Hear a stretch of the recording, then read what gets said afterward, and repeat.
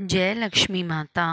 आज इस वीडियो में हम सुनेंगे कि धनतेरस के दिन यमराज को दीपदान क्यों किया जाता है। इसके पीछे एक पौराणिक कथा है। एक बार मृत्यु के देवता यमराज ने यमदूतों से प्रश्न किया कि क्या कभी मनुष्य के प्राण लेने में तुमको कभी किसी पर दया आती है। यमदूतों ने कहा कि नहीं महाराज, हम तो केवल आपके दिए हुए निर्देशों का पालन करते हैं। फिर यमराज ने कहा कि बेझिझक होकर बताओ कि क्या कभी मनुष्य के प्राण लेने में दया आई है। तब एक यमदूत ने कहा कि एक बार ऐसी घटना हुई है जिसको देखकर हृदय पसीज गया। एक दिन हंस नाम का राजा शिकार पर गया था और वह जंगल के रास्ते में भटक गया था और भटकते भटकते दूसरे राज्य की सीमा पर चला गया। वहाँ एक हेमा नाम का शासक था। उसने पड़ोस के राजा का आदर सत्कार किया। उस दिन राजा की पत्नी ने एक पुत्र को जन्म भी दिया। ज्योतिषों ने ग्रह नक्षत्र के आधार पर बताया कि इस बालक के विवाह के 4 दिन बाद ही मृत्यु हो जाएगी। तब राजा ने आदेश दिया कि इस बालक को यमुना तट पर एक गुफा में ब्रह्मचारी के रूप में रखा जाए और स्त्रियों की परछाई भी वहां तक नहीं पहुंचनी चाहिए। लेकिन विधि के विधान को कुछ और ही मंजूर था।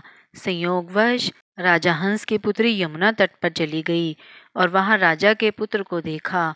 दोनों ने गंधर्व विवाह कर लिया। विवाह के 4 दिन बाद ही राजा के पुत्र की मृत्यु हो गई। तब यमदूत ने कहा कि उस नवविवाहिता का करुण विलाप सुनकर हृदय पसीज गया था। सारी बातें सुनकर यमराज ने कहा कि क्या करें, यह तो विधि का विधान है और मर्यादा में रहते हुए यह काम करना पड़ेगा। यमदूतों ने पूछा कि क्या ऐसा कोई उपाय है जिससे अकाल मृत्यु से बचा जा सके।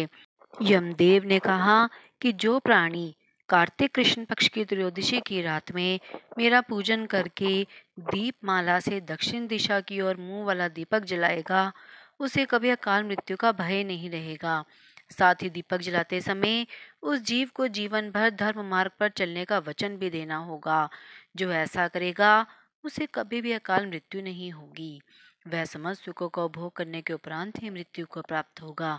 मान्यता है कि तब से ही कार्तिक कृष्ण पक्ष की त्रयोदशी यानी कि धनतेरस के दिन यमराज की पूजा का विधान शुरू हुआ। अगर आपने अभी तक मेरे चैनल को सब्सक्राइब नहीं किया है तो आप मेरे चैनल को सब्सक्राइब करें ताकि आपको मेरे आने वाली वीडियो की नोटिफिकेशंस मिलती रहें। आप मेरी वीडियो को ज़्यादा से ज़्यादा लाइक और शेयर करें।